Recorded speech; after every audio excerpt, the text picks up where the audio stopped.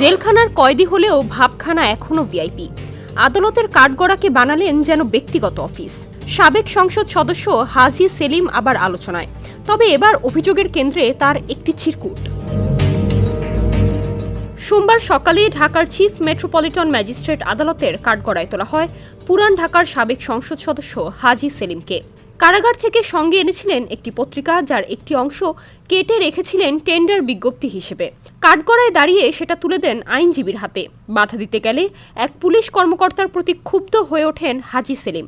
মুখের ভাষা ও ভঙ্গিমায় ছিল না কোনো বিনয়। আইনজীবীর ভাষ্য, হাজী সেলিমের ব্যবসায়িক স্বার্থেই তিনি ওই বিজ্ঞপ্তিটি রাখতে চেয়েছেন। তবে আদালতের কাঠগড়ায় দাঁড়িয়ে এমন কার্যক্রম কতটা শোভন সে প্রশ্ন থেকেই যায়। আদালতে এই সময় হাজী সেলিম খোঁজ নেন তার পুত্রবধূর। আইনজীবী জানান, বেশ কিছুদিন ধরে দেখা না হওয়ায় তিনি একটি চিঠি পাঠিয়েছেন। চিঠিটি আদালতেই পড়ে শোনানো হয়।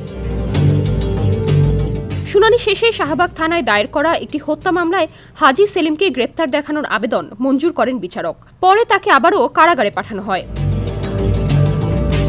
আদালতের ভেতরে বাইরে তার প্রতিটি আচরণে ধরা পড়েছে অভ্যস্ততা, যা একজন সাধারণ বন্দীর ক্ষেত্রে বিরল।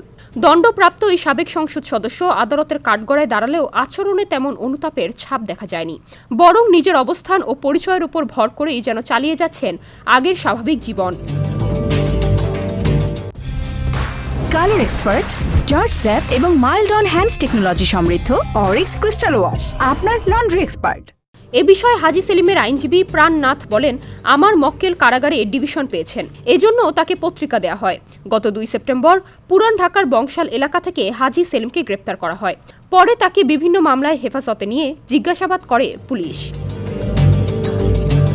ডেস্ক রিপোর্ট, সমকাল।